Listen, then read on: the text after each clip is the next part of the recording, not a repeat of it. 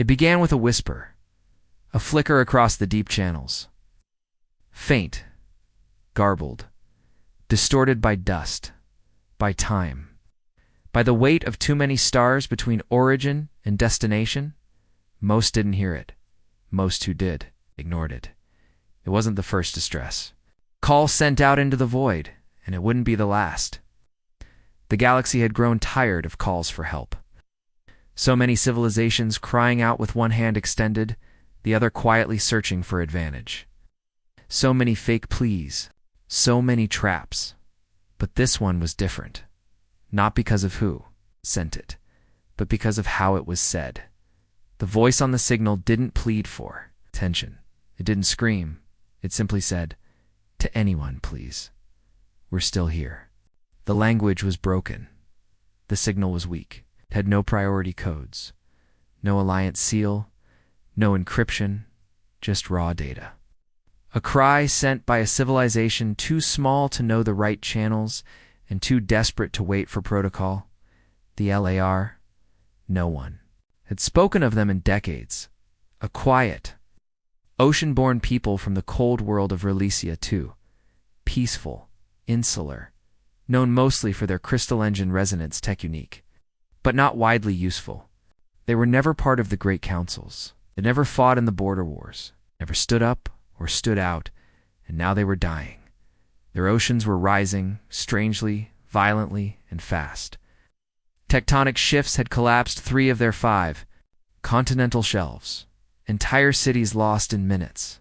Tsunamis rolled without wind, pushed by something deeper. Seismic stability. Planetary failure. Whatever it was ending them. And they had no fleets, no off-world colonies, no warships, no allies, no debt owed from favors past. They had only the stars to cry to, and no reason to believe anyone would listen. In the halls of the Galactic Core Assembly, the signal was logged and dismissed in under 6 minutes. Insufficient data. Non-member. Species. Unverified source. Likely planetary climate event. Next agenda item. Trade route tariffs. One ambassador shrugged and said what others thought. Dit. If they couldn't plan for catastrophe, why should we? And that was the end of it. For them, but not for everyone. Because in the black corner of a long-forgotten monitoring post, orbiting a minor moon outside Sol's primary relay line, someone was still listening. An old system, outdated by decades. Run. Mostly by legacy AI and one quiet technician who refused to retire. Her name was Mara Denning. She'd been stationed there once, long ago, during the first wave of Earth's push into open space. Back when humanity was still treated as a question mark by the galaxy, not yet an answer. She heard the signal, and she didn't dismiss it. She cleaned it, ran it through deep filter translation. And when the message repeated garbled, tired, a voice barely strong enough to carry it, struck something in her that hadn't stirred in years. Not duty, not curiosity, but memory. She remembered what Earth had once felt like alone. Ignored, unimportant, and she sent the signal up the line, not flagged. Not urgent, just filed quietly, worth a look. That was all a technician's note. In a forgotten corner of human space, and that small, act insignificant. Simple would light the fuse that would change everything. Because Earth didn't see the message as a distraction. It didn't see weakness. It saw someone calling for help, and for the first time in a very long time, someone answered. There were files buried deep in the earliest archives of Earth's interstellar command, not war plans, not blueprints, but vows. Phrases typed by shaking hands on cold nights. Centuries ago, when Earth was still clawing its way out of its own chaos, back when humans had just stepped beyond the moon, just started dreaming about stars. One file, anonymous and untouched for nearly 200 years. Read, if we ever become strong, we must remember what it felt like to be weak. Another, if we ever build ships powerful enough to cross the dark, let them be used to answer someone else's cry. Most people never saw these lines, but some did. The quiet kind, the planners, the historians, the ones who remembered not just dates and data, but feelings. The forgotten mood of Earth's early voice among the stars, the decades of unanswered messages, of treaties ignored, of watching other, older species nod politely and move on. Humanity had come late to the galaxy, and it had never forgotten what that felt like. That's why when the Yulari signal arrived, not as a call to arms, but a cry from the edge of extinction, it didn't go. Through normal channels, it was seen, heard, and it reached someone who mattered. Admiral Sen Afalayan was one of Earth's highest commanders, retired technically, but retired in Solnets. Defense circles didn't mean what it used to. He still had access, still carried influence. He'd seen wars. Signed peace. Helped close entire conflict theaters, and he remembered Earth's beginning, when his aide brought him the filtered message attached to a short note flagged legacy protocol. Alpha, he didn't speak for a full minute after reading it. Then he said quietly, "They don't think anyone's coming." The aide nodded. "They're not wrong." Falayan stood, tapped the data crystal against his palm. "Let's prove them wrong." And just like that, as the wheels began to turn, no orders went out. Not yet, no alerts flashed, but signals were sent. 2 old captains, 2 deep stations, 2 relay hubs. So far from traffic lanes, they hadn't seen a visitor in decades. The message was simple. Mobilize for silent response. Humanitarian flag. Destination classified. This is not a drill. But it wasn't just logistics. Something deeper stirred. Across Earth's scattered diaspora on moons. On orbiting farms? In asteroid haul cities and cloud cities above Venus, people felt it. The same way birds sense a storm, the same way old veterans sense a fight before it comes. They didn't know why. They didn't need to, because the phrase began spreading through private channels. Military logs, old veterans' halls, whispered in dark bars and under flickering neon signs. One of us called. Even those who didn't know what it meant understood. One of us, not a fellow species, not a human, but someone alone. Someone. Calling out like Earth once did, and for Earth. That was enough. They'd made a promise. Long ago, quietly a promise to themselves, to the stars, that if they ever became the ones with power, they wouldn't forget what it was like to have none. And now was the time to prove it. The first thing to move was the silence. Old stations lit up, not in red alerts or sirens, but in whispers. Systems that had been on standby since the last outer system trade collapse suddenly began humming with quiet power. Orbital foundries changed their outputs. Civilian cargo manifests were rerouted mid-dash flight. No explanation, no announcement, just movement. By the time the galaxy noticed, it was already too late to stop it. But this wasn't a war mobilization. Earth didn't raise its banners or send out threats. There were no speeches, no dramatic addresses to the Galactic Council. They didn't need approval, because this wasn't for politics. This was for the Yellery, and that meant it had to happen fast. Admiral Aphelion called it the Silent Arm, a force built not for combat, but for response. Ships stripped of their weapons and refitted with life support modules. Defense cruisers reclassified as heavy lift relief haulers. Retired personnel reactivated on volunteer status. They came willingly, because they remembered dockyards. Cross Mars went dark for security reasons, but everyone in the neighborhood saw the increased traffic. Ships long thought mothballed were pulled from storage in lunar vaults. The AI command cores were reinstalled. Engineers worked around the clock, and no one asked why. They didn't need to. News didn't carry the story, but in the deep layers of Solnet, forums lit up. Pilots whispered across encrypted bands. Cargo loaders in Jovian orbit watched as families packed up overnight and boarded sleek black ships with no flag and no known destination. Something was happening. Something big. And the galaxy still didn't care. Other species noticed the uptick. In human activity, but not enough to raise concern. Let the humans shuffle around, he said. Let them throw credits into the wind. They assumed Earth was just preparing for some minor border. Flare dash upped another show of presence.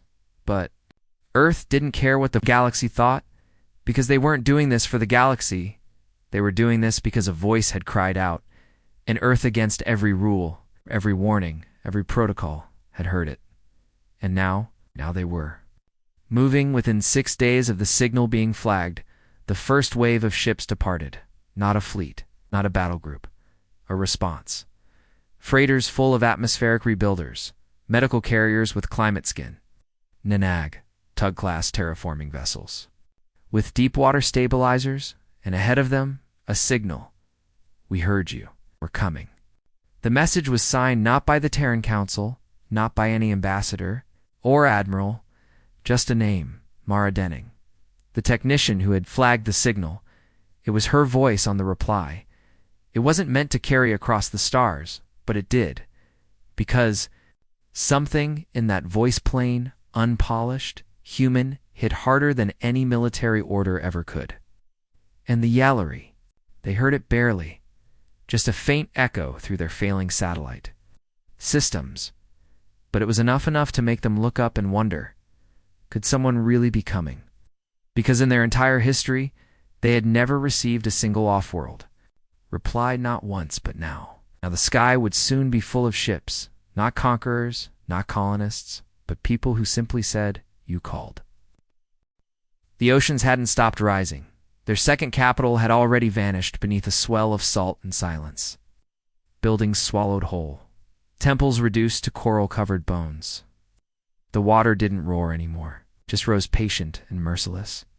The Yalari had begun preparing for extinction, not with panic. With resignation, they were not a dramatic people.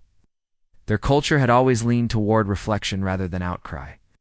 When the second continent collapsed, their leaders gathered quietly and signed a document of record not to request aid, but to preserve memory. Let those who find our ruins someday know, it said, that we did not fall with violence. We faded with dignity. There were no more calls sent. They assumed their last signal had vanished like the others. No answers, no responses, just the cold of space and the turning of tides. And then the sky changed. It began as a low vibration, a hum beneath the wind. Then the clouds shifted, not in storm, but in movement. As if something massive had passed behind them. One elder blind for 3 cycles turned her head toward the sound and whispered, "Listen. That is not the sea." Children looked up first. Their eyes went wide, not in fear, in awe. Ships, dozens at first. Then hundreds. They came in waves, parting the sky like a curtain, shimmering in gray and gold, streaked with blue and white. They moved without aggression. No weapons drawn, no formation of intimidation, just presence. Vessels with Terran markings, some ancient and patched with newer panels, others smooth and sleek. None of them broadcasted power, they broadcasted intention, and the Yellery wept. Not all at once. Not in public displays, just quietly. Some dropped to their knees. Some touched the old stone, carvings meant to honor the dead and whispered thanks. Not to gods, but to stars. The first ship to land bore no command crew, no ambassador. Just a group. Of engineers, 6, of them stepping down a long ramp with toolkits and sealed nanogel tanks. They bowed, introduced themselves, and asked where the flooding was worst. The Yalari did not know how to answer, not because of language, but because no one had ever asked. In the days that followed, the humans got to work. They didn't give speeches. They didn't declare themselves saviors. They listened. They saw. Where structures had collapsed, they reinforced them. Where crops had died, they introduced protein-rich root variants that could grow in salted soil. Where people had lost entire homes, they helped build new ones. One by one, hand by hand, not with machines doing all the work, with humans, sweating, lifting, digging. Alongside the Yellery, not above them, with them, And the most remarkable thing, they brought more than aid. They brought stories of Earth. Of struggle, of what it meant to be told you didn't matter, and what it felt like to keep going anyway. The Yellary listened, and they understood. Because now, they had lived it too. By the end of the first week, the water had stopped rising in several key areas. The tectonic stress lines were being stabilized by deep core thermal release nodes. Oxygen levels normalized, and hope, once a thing spoken only in poems, returned, not as a dream but as a fact, because humanity had come, and when they came, they didn't bring salvation. They brought presence, a hand extended, a weight shared, and in that simple act, they changed the future, not just of the Yellary, but of the entire galaxy. It didn't take long for the rest of the galaxy to notice. At first, it was just murmurs. Odd sensor readings, freight delays, the quiet rerouting of Terran supply lines from neutral sectors into what should have been Yellary territory. Some assumed Earth was annexing. Others thought it was a security maneuver. But then the reports became too consistent to ignore. Massive logistical networks orbital, relay chains forming over a previously insignificant planet, terraforming tools active and unstable. Fault zones, and perhaps most alarmingly, humans weren't asking for anything. No trade, no treaties, no territorial claims. They just showed up and worked, for free. That made the galaxy nervous. The great powers, those old, slow-moving species who had spent centuries building influence, one contract at a time, met in private. They discussed strategy, intervention. Humans are mobilizing unsanctioned fleets. One diplomat said behind closed doors. They're moving without oversight. It's humanitarian, another responded. Isn't that worse? Because deep down, what truly scared them wasn't warships, it was will. The will to act quickly, decisively, without needing permission. It wasn't just that. Earth had heard the Yellary signal. It was that Earth had answered with unity, speed, and a terrifying level of coordination. And that meant something had changed, not just in the stars, above Relesia too, but across the balance of power. Species that had long held dominance through bureaucracy, protocol and red tape suddenly found themselves behind because Earth had already done the thing. Everyone else was still debating. And now the rest of the galaxy looked slow, outdated, comfortable in their apathy, and that kind of reflection was dangerous. In media hubs, commentators tried to spin the story. Earth overreaching, Terran self-interest disguised as compassion, unilateral response, undermining council authority, but the footage said otherwise. Images leaked, of humans lifting fallen towers beside Yellary youth, of ships full of food arriving days, ahead of starvation, of ancient Terran engineers kneeling, in Yellary temples, not as conquerors, but as students. One reporter said it plainly. We told ourselves the humans were still learning, but perhaps they've simply learned differently. And in back rooms, among the old guard species who'd watched empires rise and fall, fear took root, not of invasion, not of weapons, but of example, because Earth hadn't just responded to a crisis. They'd shown the galaxy a mirror, and in that reflection, most didn't like what they saw. They saw inaction, excuses, missed opportunities, where they had hesitated. Earth had moved, where they had measured politics. Earth had measured lives, where they had said we can't. Earth had already said we must. The ripples spread, across younger species, those not yet jaded, not yet woven into the cold. Machinery of council politics, a new question was rising. If Earth could do this, why couldn't we? That was the moment the old order began to tremble, because this wasn't about military force. It was about moral gravity, and Earth, without trying, was becoming a center of it. Not because they claimed righteousness, but because they had acted. And when the stars are full of voices that never speak up, the one that answers becomes impossible to ignore. They didn't plan for it. There were no strategy documents, no soft power forecasts, no predictions from the council or the guilds. No one expected Earth's response to the Yilari to be anything more than a footnote in another forgotten system. But that's how change begins. Not with force, but with spark. A single act that catches fire in places no one is watching. It began with the Arcany, a small species, considered minor by most galactic standards. Traders, artisans, largely neutral in galactic matters. But one Arcany newscaster, retired war orphan named Vila Rinsaw, the human footage. She aired it in full, no narration, just images, human hands building shelters from stone and alloy, Yellery children, laughing for the first time in months, old Terran field medics kneeling beside wounded, not for a paycheck or propaganda, but because someone was hurting. It went viral, and not in the fast-burning. Forget Bitamaro way it stayed. It lingered. People shared it not because it was spectacular, but because it was true and truth. When seen plainly, spreads like light in a long-closed room, in the unified Filari colonies. Civil reformists cited Earth's action in their movement's new charter.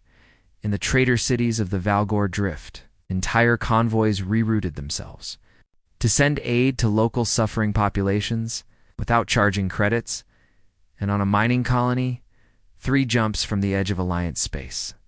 A group of exhausted workers pooled wages to buy a Terran-built water purifier, not for profit, but to gift to a planet in drought they'd never even seen. The council called it instability. Their reports described rapid cultural shifts, an unregulated moral awakening. But the people called it something else, a reminder.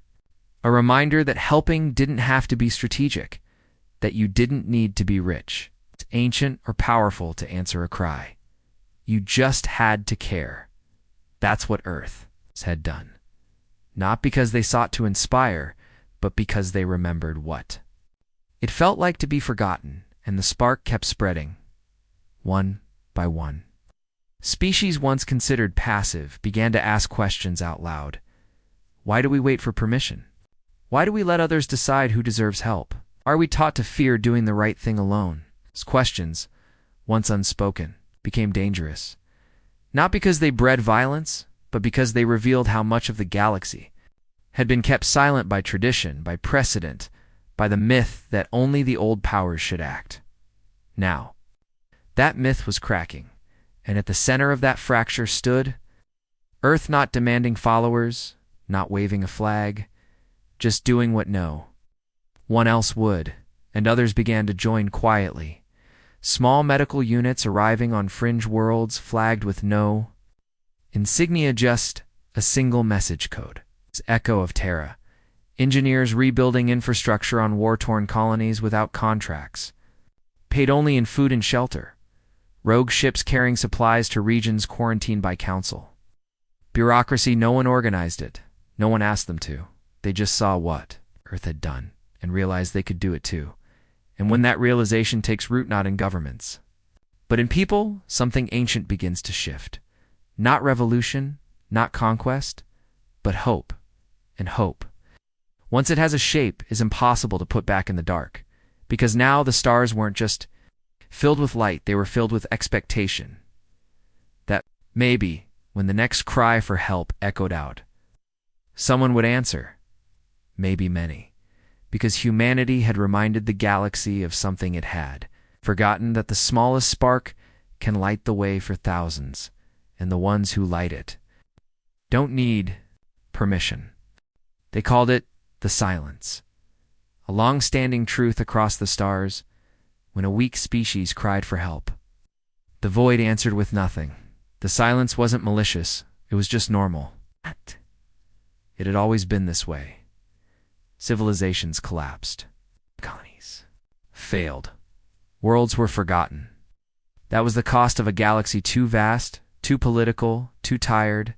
Everyone had accepted it, until now. Because now, the silence was broken. It wasn't loud, it wasn't dramatic, it was something simpler, people ordinary. People began to expect a response. They had seen what happened with the Yilari. They had watched as an irrelevant, isolated species cried out and was heard. And once that belief took root, it grew across the stars. Species once too afraid to speak up, began sending messages. Not to the Council, to Earth, and not with demands. Just hope. A colony cut off by a trade blockade sent a ping to a Terran trade route. We are still here. We would welcome your presence. A drifting science platform with failing life support sent a signal to a passing Earth exploration ship. We did not think anyone would care, but you cared for them. A single freighter captain rerouted on his own volition, bringing spare food and power cores to a mining outpost he'd never visited, 'cause he could. It was the day the silence ended. Not because Earth declared it, but because Earth had proven it could be done. And once the silence broke, it could not be rebuilt. Old powers scrambled suddenly. The Council was issuing emergency resolutions about coordinated relief efforts. Political blocs that had ignored refugee fleets for decades began publishing press releases promising renewed humanitarian focus. But they were too late, because trust had moved. The people of the galaxy across species, language, and custom began looking not to the center, but to the edge, to Earth too. Because Earth hadn't made promises, it had acted, and action leaves echoes. Deeper than any policy ever could, the Yelloweye became a symbol, not of survival, but of remembrance. They wrote a song in their oldest language, one older even than their written. Records about the day the sky changed. It had no chorus. It's just a slow rise of tone, mimicking the feeling of ships passing overhead. Like shadows across the waves, the song spread. Across cultures. Across languages translated 1,000 ways, but always carrying the same message, we cried out.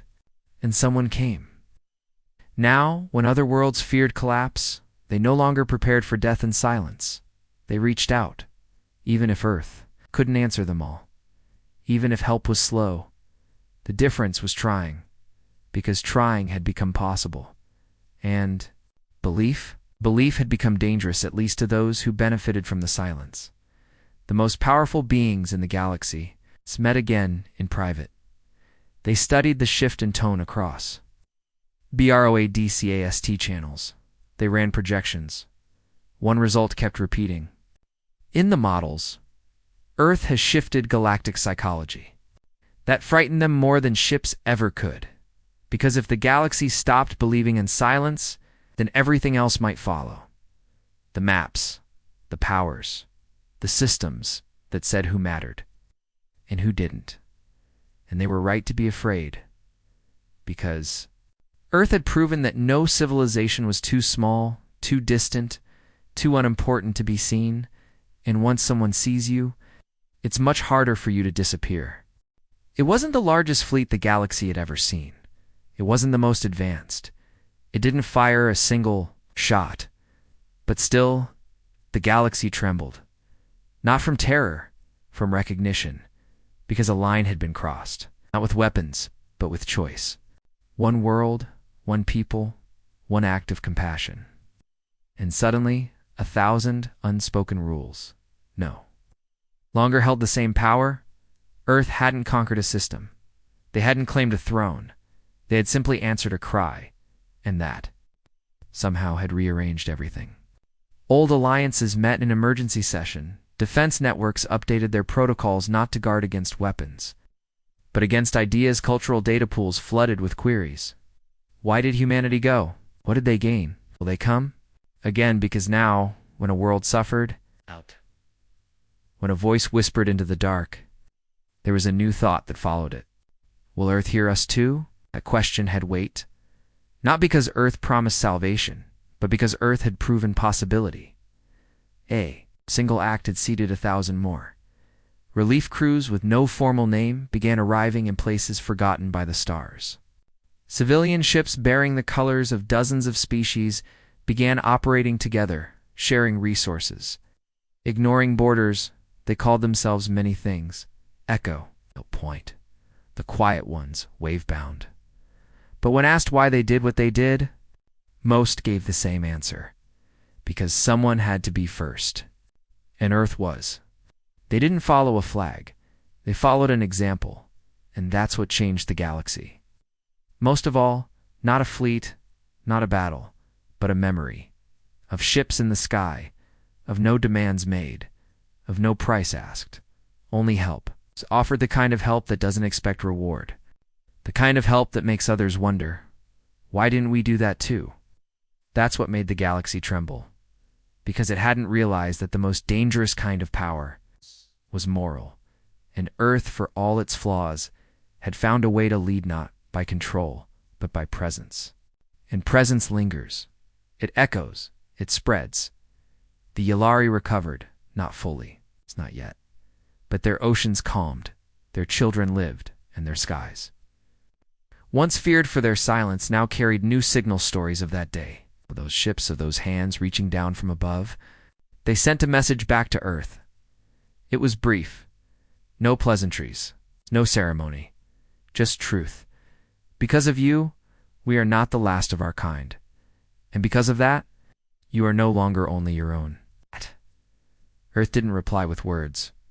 They replied with more ships, more hands, more listening, and the galaxy watched, listened, and began to remember that power was never meant to be silent.